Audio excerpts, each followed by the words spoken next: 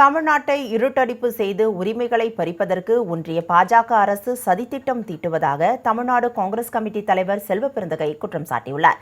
சேலம் மாவட்டம் ஆத்தூர் சட்டமன்ற தொகுதியில் மதசார்பற்ற முற்போக்கு கூட்டணியின் காங்கிரஸ் வேட்பாளர் அர்த்தனாரியை ஆதரித்து தமிழ்நாடு காங்கிரஸ் கமிட்டி தலைவர் செல்வபெருந்தகை தேர்தல் பரப்புரை மேற்கொண்டார். அப்போது பேசிய அவர், தென் மாநிலங்களிலிருந்து யாரும் பிரதமராக கூடாது என்ற நோக்கில் ஒன்றிய அரசு தொகுதி மறுவரை சட்டத்தை கொண்டுவர பார்ப்பதாக குற்றம் சாட்டினார்.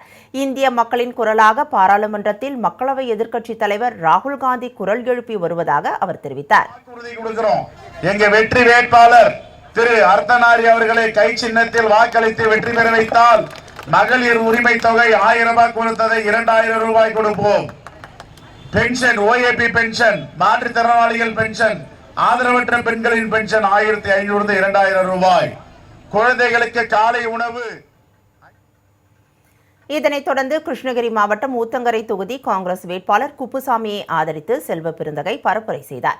இந்த தேர்தல் பிரச்சாரத்தில் முன்னாள் மாவட்ட தலைவர்கள் எல். சுப்பிரமணியன், கிருஷ்ணமூர்த்தி, மாநில செயலாளர் மனோகரன் உள்ளிட்ட காங்கிரஸ் நிர்வாகிகள் பலர் கலந்து கொண்டனர். ராகுல் காந்தி நாளை மறுநாள் வரப்போகிறார். நம்முடைய மதச்சார்பற்ற முற்போக்கு கூட்டணி வேட்பாளர்களுக்கு பிரச்சாரம் செய்ய வரார்.